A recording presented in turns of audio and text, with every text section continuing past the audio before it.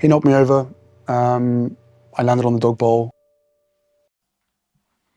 This one's wife, Obi Wan Kenobi's gown, dines out.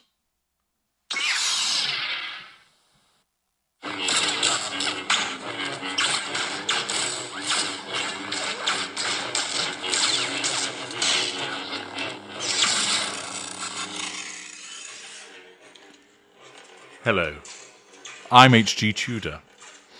That noise that you've heard, was it Harry getting a good larruping because he's gone and fucked up again? And this one's wife has been tasering his pink pods before dispatching him to the chicken coop? No, it was actually the sound of Obi Wan Kenobi going raj, as the Geordies might say, as a consequence of realizing that some woman had pinched his gown and was seen parading it, going out for lunch. Yes, shocking behaviour, as we now have added to the house of this one's wife's fashion, the Obi Wan Kenobi gown. She wasn't quite beige enough for a repeat of One of Our Jowers is Missing, which we saw on a shopping trip to Monty Shit Show a number of months ago, nor did we witness another complete head-to-toe beige affair.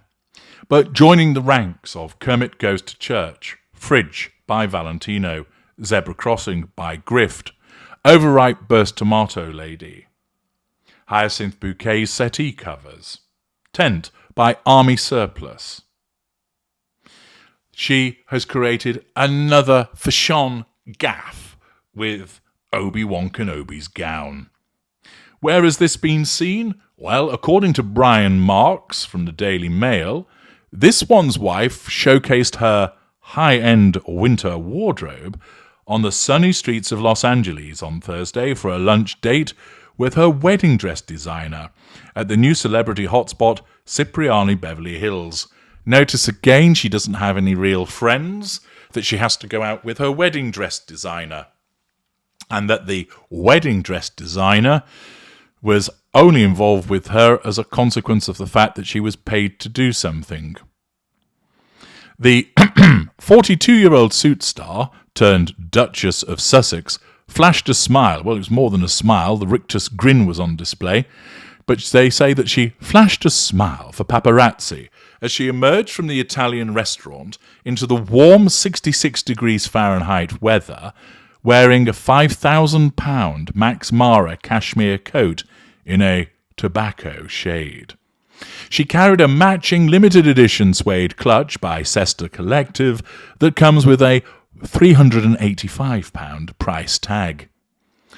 She also wore a black blouson turtleneck, slacks by Ulla Johnson, shoes by Aquazzurri, were the ones that she'd nicked before, and Givenchy sunglasses. She was joined by British fashion designer Claire Waite Keller, the former artistic director of the fashion house Givenchy, responsible for this one's wife's bridal gown. And there is actually a short video clip which shows this one's wife leaving the restaurant. Of course, she is the first person that's leaving, and it's straight out to the car. Somebody opens the door for her because she hasn't mastered that skill yet. And in she gets, forcing the designer to walk around the other side of the car because, after all, you don't really matter. And we have the various pictures. You can see the rictus grin, and it's Backgrid, of course, that have caught these pictures. Oh, how fortuitous that they just happen to be outside this particular restaurant to see a woman leaving in Ben Kenobi's gown, displaying a rictus grin. Yes, her father's not very well and she's not seen him in years. Her father-in-law has got cancer. Her sister-in-law is recovering from abdominal surgery. But you wouldn't think that was the case, would you, by watching this one's wife as she gurned on the ski slopes, pranced around making it all about her, and once again has to ensure that the world knows that she's been out for lunch. Backgrid are deployed, along with, as you'll see in the background from some of the pictures as they roll across your screen, a gentleman wearing a striped blue and either navy or black polo shirt. Was he hired as additional paparazzi to make it look like she is particularly popular?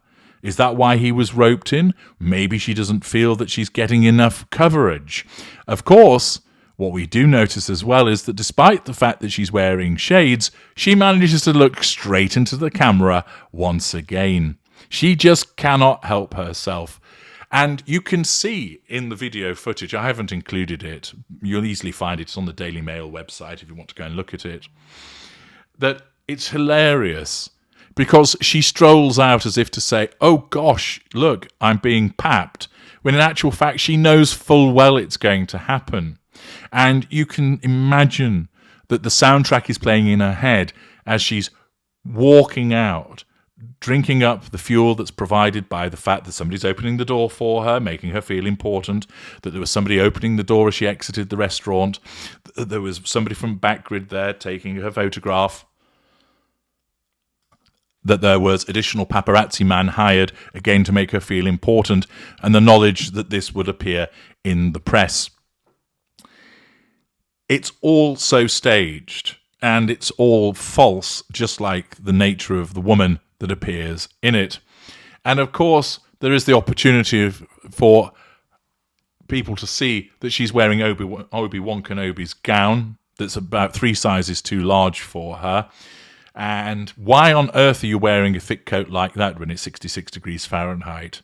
She really is ridiculous, isn't she? Naturally, this ends up in the press and is commented upon, thus serving its purpose for her. Apparently, after her wedding, the Mail tell us that this one's wife wore a number of Claire's Givenchy designs, turning the label to dress her for many prominent engagements. So much so, of course, that because she doesn't have any genuine friends, the only people that she can hang out with are her nail technician, her hairstylist, and now her wedding dress designer. This short clip, these small number of photographs arising from her exiting a restaurant, are instructive. They demonstrate once again the necessity of her thirst for attention, fuel, the requirement to assert control.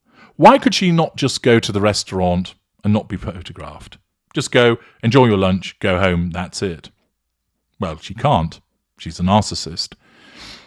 Every little thing that she does must be recorded and broadcast to the world. Because it doesn't matter until such time as she's been validated by a response from somebody. That's why we get the rictus grin, the shimmying as she walks down the aisle at the service of booing. The fact that she has to make everything about her, interrupting handshakes, stepping in front of her husband, talking over people, utilizing an exaggerated false laugh, bringing her hand up to show off a ring, and also to put across her face in an exaggerated movement, because she's acting all the time. Her narcissism causes her to behave in this way, which now so many of you can see is entirely false and ridiculous and transparent. But she doesn't. She thinks this is what it's all about. And she doesn't see that there's anything thirsty in her behaviour. She doesn't see that she looks ridiculous wearing Obi Wan Kenobi's gown. She doesn't realise that people think that she is a complete idiot and they're sick to the back teeth of her. That they undertake the checklist of her mannerisms, rictus grin, oversized clothing, wearing shades, staring straight down the camera, waving one of her oversized man hands around.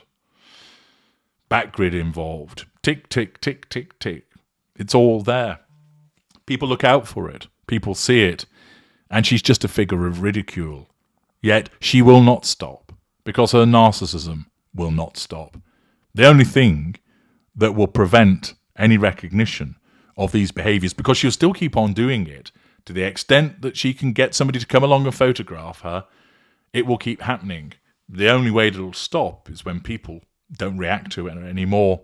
That nobody reads anything, nobody reports on her, nobody clicks on anything. Then the photographs won't be taken because there's no point.